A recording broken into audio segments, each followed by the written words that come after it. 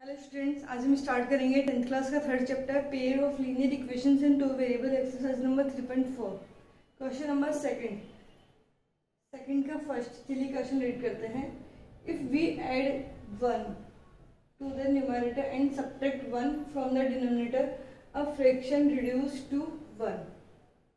ठीक है, if becomes 1/2 if we only add 1 to the denominator what is the fraction. देखो, जब भी ऐसे क्वेश्चंस आते हैं तो पहले हमें एज्यूम करना पड़ता है। और आपको पता है linear equation in two variable, तो वेरिएबल कितने हैं? 2।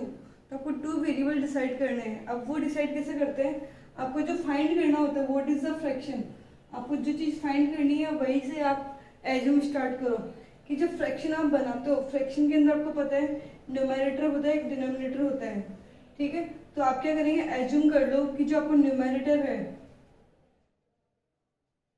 वो x है और जो आपका डिनोमिनेटर है वो y है। तो फर्स्ट सबसे इंपॉर्टेंट काम होता है एज्यूम करना। वो हमें पता चलता है जो आपको फाइंड करना है ना, वही से अपने को हिंट निकालनी है।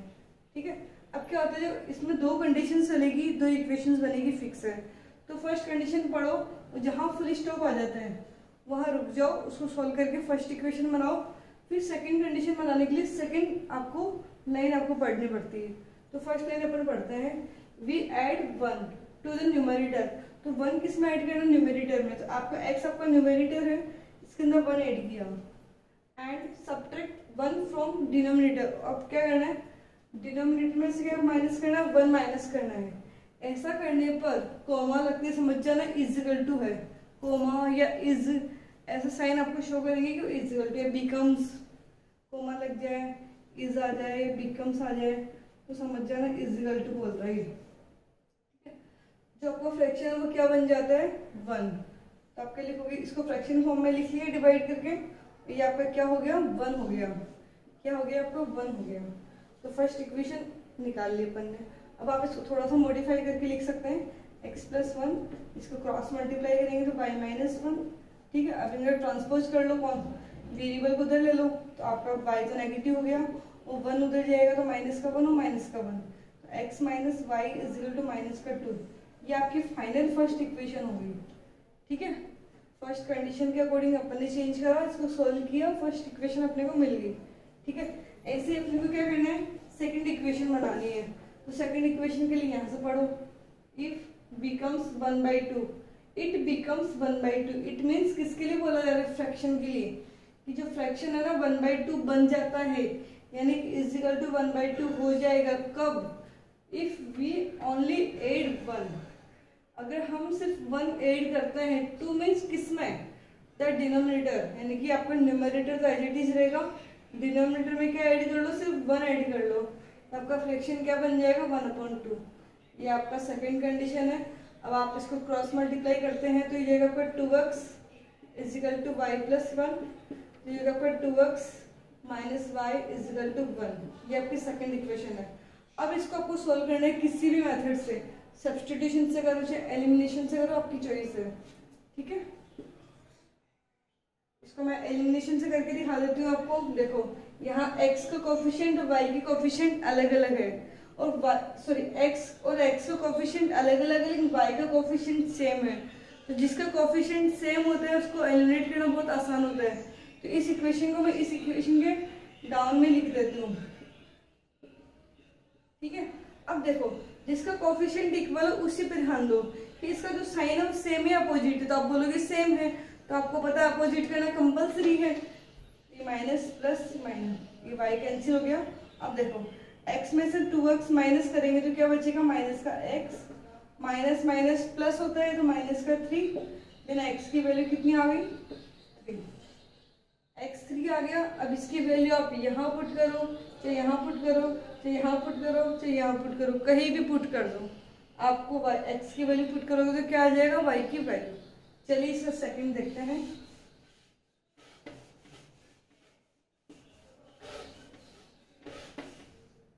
इक्वेशन बनाना आना चाहिए बस, और कुछ भी नहीं है। 5 years ago, Nuri was twice as old as Sonu.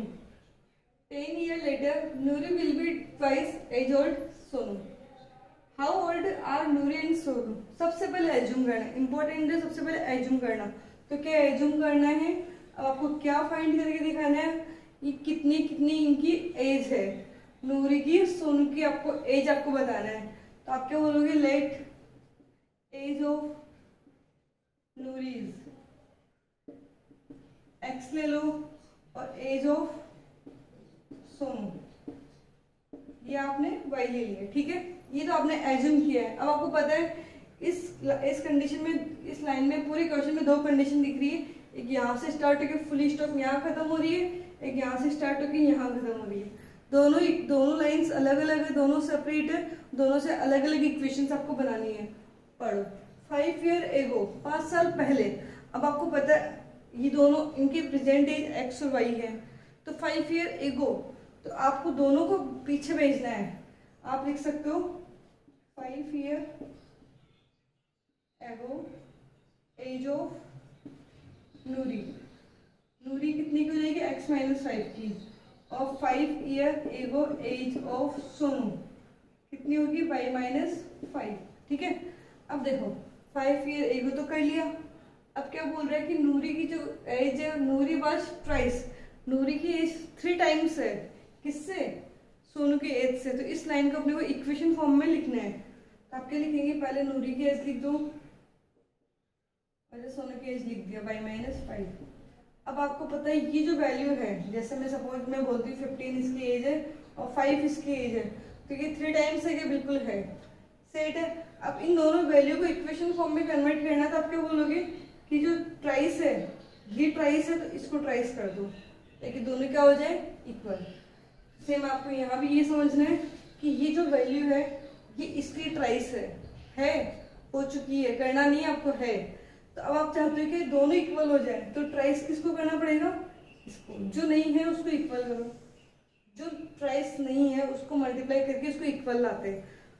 यहाँ पे आपका नूरी है, यहाँ पे आपका सोनू है, ट्राइस किया तो दोनों क्या हो गए, इक्वल हो गए। तो ट्राइस बढ़ाना है किसको, पढ़ा सोनू को, तो डाउन में था। अब आप इसको सॉल्व कर सकते हैं, x - 5 3y - 15, 3y का ट्रांसपोज इधर करेंगे, -5 का ट्रांसपोज इधर करेंगे, तो x - 3y is equal to minus का 15 प्लस का 5, तो ये हो गया आपका x - 3y is equal to minus का 10। ये फाइनल आपकी फर्स्ट इक्वेशन आ गई, ठीक है। चलिए अब अपन करते हैं सेकंड इक्वेशन। अब इसने क्या बोले, 10 ईयर लेटर आएंगे, 10 साल बाद। अब 10 साल बाद देखो क्या होता है, आप क्या लिखेंगे, 10 ईयर लेटर एज ऑफ नूरी कितनी होगी बताओ, x + 10 ही होगी ना। अगर मैं अभी प्रेजेंट में x की हूँ तो 10 साल बाद x + 10, और मैं प्रेजेंट में x की हूँ और 5 साल पहले देखेंगे तो x - 5, ठीक है। और 10 year later age of Sonu ये हो जाएगी आपकी y + 10,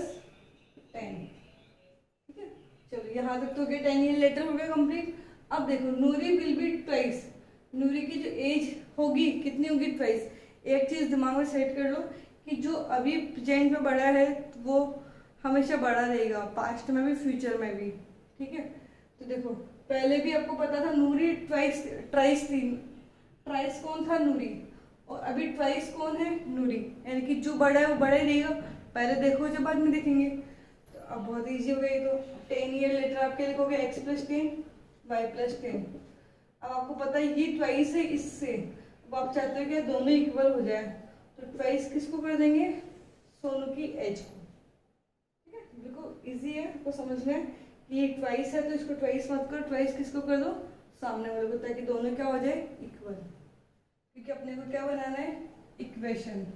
इक्वेशन का मतलब क्या होता है, जहाँ इक्वल का साइन हो, जहाँ आप LHS और RHS पता कर सकते हो। चलिए अब इसको सॉल्व कर लेंगे, कोई से मेथड से इसको सॉल्व कर लेंगे जो आपको अच्छा लगता है, एलिमिनेशन, सब्स्टिट्यूशन, क्रॉस मल्टीप्लिकेशन। चलिए इसका थर्ड देखते हैं। The sum of the digits of a 2-digit number is 9. Also 9 times this number is twice the number obtained by reversing the order of digits. Find number. आपको main चीज देखो क्या find करना है, नंबर। अब कौन सा नंबर, 2 डिजिट नंबर, नंबर भी कैसा होना चाहिए, 2 डिजिट। अब आपको पता है 2 डिजिट नंबर जैसे 15, 35, 81, 99 और 11, सबसे छोटा 11 है, सबसे मैक्सिमम 99 है। इनको बोलते हैं 2 डिजिट नंबर। आपको नंबर फाइंड करना है, ठीक है। तो इस नंबर को फाइंड करने के लिए आपको पता है कि 2 डिजिट फाइंड करने के लिए 2 डिजिट यानी कि आपको 2 डिजिट्स आपको फाइंड करने हैं। तो आप बोल सकते हैं एक तो 1s प्लेस का डिजिट आपको फाइंड करना पड़ेगा, एक 10s प्लेस का डिजिट आपको फाइंड करना है। तो आप इनको एज्यूम कर लो कि जो आपका जो 1s डिजिट है, 1s प्लेस का जो डिजिट है,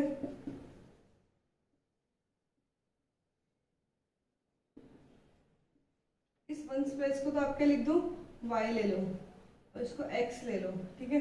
तो 1s प्लेस ये वाला, तो 1s प्लेस के लिए मैंने इसको लिख दिया y और 10s प्लेस के डिजिट्स को मैंने क्या नेम दे दी, ये आपकी चॉइस है। आप yx भी लिख सकते हैं, ठीक है, कोई दिक्कत नहीं है।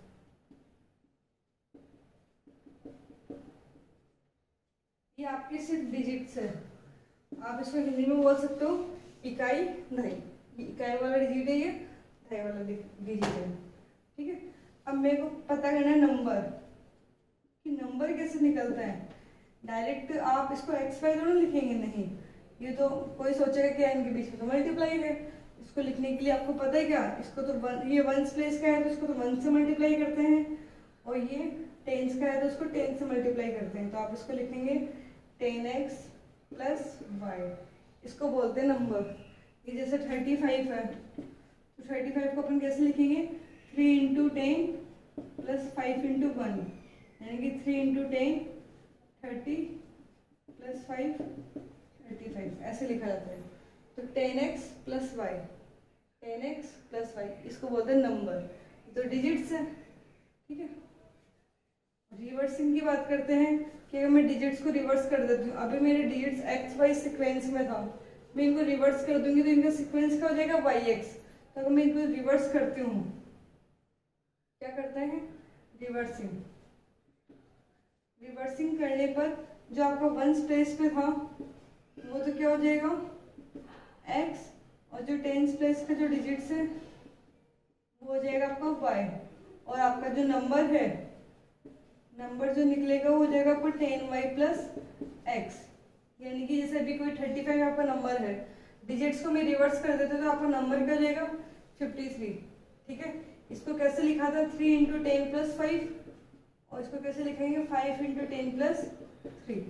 तो चेंज क्या हुआ 3 और 5, यानी कि x और y की पोजीशन चेंज होगी, सिर्फ आपको दिख भी रहे x और y की पोजीशन चेंज होगी। तो ये है आपका एज्यूम। अभी सिर्फ मैंने एज्यूम करा है, अब मैं पढ़ूंगी क्वेश्चन की कंडीशन और मैं बनाऊंगी इक्वेशन। चलो फर्स्ट कंडीशन पढ़ते हैं। The sum of, sum means sum, addition, the sum of 2 digits of a 2 digit number, यानी कि जो ये सम है, किसका सम, ओनली डिजिट्स का सम कितना है, इज लगते ही समझ जाना इक्वल टू 9। यानी कि फर्स्ट इक्वेशन क्या बोल रही है कि डिजिट्स को अगर आप ऐड करते हो, ओनली डिजिट्स को ऐड करना है, x और y, ठीक है। अगर डिजिट्स को सिर्फ ऐड करते हैं तो कितना आता है 9, जैसे 35 है तो इनका सम ऑफ डिजिट्स कितना है 8, सम ऑफ डिजिट्स कितना है 8। तो यहाँ पे आपको सम ऑफ डिजिट्स लिखना है तो आप क्या लिखेंगे x plus Y is equal to 9। ये है आपकी फर्स्ट इक्वेशन, ठीक है। चलिए इसको यहीं पे छोड़ दो, भूल जाओ उसको। Also 9 times this number means number का 9 टाइम्स। अब आपको ये नहीं लेना, ये नहीं लेना, आपको लेना है ये नंबर का 9 टाइम्स, यानी कि 10x प्लस वाई, इसका 9 टाइम्स, ठीक है। इस यानी कि होता है इक्वल किसके, twice the number obtain by reversing. मतलब ये किसके ट्वाइस होगा, उस नंबर के जो आपको रिवर्स करने पे मिला है। आपको पता है एक नंबर तो मेरा ये था, एक नंबर मेरा ये है, तो ये नंबर तो कौन सा नंबर, नॉर्मल है, और ये नंबर रिवर्सिंग नंबर है। कैसा नंबर है, तो ये किसके ट्वाइस होगा, रिवर्सिंग नंबर के। तो आप इसको क्या लिखेंगे 10y प्लस x। ये है आपकी सेकंड कंडीशन कि नंबर का 9 टाइम्स किसके इक्वल है, twice of number which obtain by reversing of the digits. Digits को रिवर्स करने पे जो नंबर आता है उसका ट्वाइस है, ठीक है। बस इसको सॉल्व कर लेंगे, फिर दोनों इक्वेशन को एक साथ सॉल्व कर लेंगे। इसको कैसे सॉल्व करना है, ये हो गया आपका 90x प्लस 9y, ये हो गया फिर 20y प्लस 2x। x और y को एक तरफ ले लेते हैं, तो 2x इधर आएगा तो कितना बचेगा 88x, और 20y इधर आएगा तो कितना बचेगा, माइनस का 20y आएगा तो 11y बच जाएगा, इधर 0 हो गया। अब इसको सॉल्व कर लेंगे अपन दोनों इक्वेशंस को किसी भी मेथड से। आप चाहो तो y को एलिमिनेट कर लो इसको 11 से मल्टीप्लाई करके, और आप चाहो तो 88 से मल्टीप्लाई करोगे तो काफ़ी लंबा हो जाएगा, इसलिए आप y को एलिमिनेट करेंगे 11 से मल्टीप्लाई करके।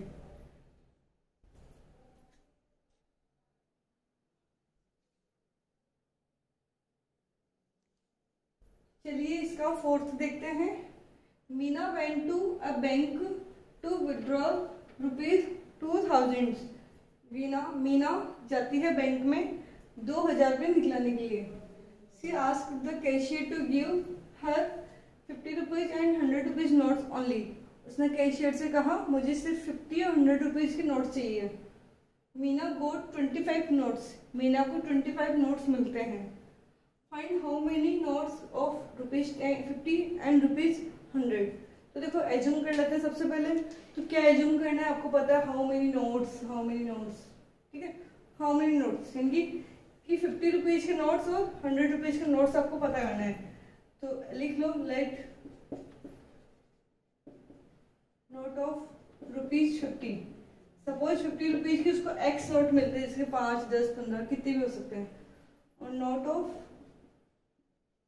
₹100 वाई, उसको सपोज 100 रुपीज के वाई नोट मिलते हैं। ठीक है, ये तो सिर्फ एज्यूम किया है। अब आपको पढ़ना है क्वेश्चन की कंडीशन। फर्स्ट कंडीशन है मीना वेंट टू बैंक, मतलब मीना 2000 रुपये उसको मिलते हैं। और अब देखो, अब इसको अपन कैसे लिखेंगे, यहाँ तक इस बात को समझना है कि इसने 2000 रुपये इसको मिले, तो कैसे मिले होंगे कि 50 रुपीज के कुछ नोट मीन्स एक्स नोट उसने लिए होंगे, प्लस 100 रुपीज के भी कुछ नोट मीन्स वाई नोट उसने लिए होंगे, और ऐसे करके इसकी टोटल अमाउंट कितना हो गया होगा 2000। आपको पता है नंबर ऑफ नोट को उस वैल्यू से मल्टीप्लाई करते हैं तो रुपीज बनता है। जैसे मेरे पास 5 नोट है 100 रुपए के, तो 500 रुपये मेरे पास हुई। ठीक है, आपको पता चलेगा किसको मल्टीप्लाई करने पे रुपीज बनता है, नंबर ऑफ नोट को उस नोट की वैल्यू से मल्टीप्लाई करने पे आपको क्या मिलता है, अमाउंट मिलता है। तो आपको पता है कि 100 रुपीज के भी कुछ नोट्स थे और 50 रुपीज के भी कुछ नोट्स है। तो इस अमाउंट को इसके नंबर ऑफ नोट से मल्टीप्लाई करेंगे तो क्या निकलेगा, टोटल अमाउंट। ठीक है, तो फर्स्ट इक्वेशन आपकी होगी 50x plus 100y is equal to 2000। First condition पढ़ा, फर्स्ट इक्वेशन निकल गई। चलो सेकंड कंडीशन पढ़ते हैं। यहाँ से देखो, मीना को 25 नोट्स इन ऑल, मतलब मीना को 25 नोट्स मिलते हैं। टोटल नोट, नंबर ऑफ जो नोट्स है वो कितने 25। तो देखो नंबर ऑफ नोट निकालने के लिए आपको पता है x भी एक नंबर है, y भी एक नंबर है, नोट्स के नंबर ही तो है, नंबर ऑफ नोट्स तो है। तो आप क्या लिखेंगे, x प्लस वाई की वैल्यू कितनी है 25। ये है नंबर ऑफ नोट। कुछ इनकी संख्या कुछ भी हो सकती है, 10, 15 भी हो सकती है। ठीक है, 15, 10 भी हो सकती है, 5, 20 भी हो सकती है। ठीक है, अब इन दोनों इक्वेशंस को सॉल्व करके आप x और y की वैल्यू फाइंड कर सकते हैं। चलिए, आप इसको अगर एलिमिनेशन से करना चाहे तो 50x है, इसको 50x बनाने के लिए 50 से मल्टीप्लाई कर देंगे सभी को, और 50 से मल्टीप्लाई करके इसके डाउनवर्ड में लिख के इसको सॉल्व कर लेंगे, x और y की वैल्यू आपको मिल जाएगी। चलो last question. A lending library has fixed charge for the first 3 days। देखो आपको पता है जो लाइब्रेरी होती है जो अपने को बुक्स इशू करती है, उसका जो फिक्स चार्ज है 3 डेज का वो फिक्स है, मतलब आपको 3 डेज के पैसे फिक्स है। ठीक है, and additional charge for each days there after, फिर जो 3 दिन के बाद में जितने भी दिन होते हैं उसका चार्ज अलग होता है पर डे के हिसाब से।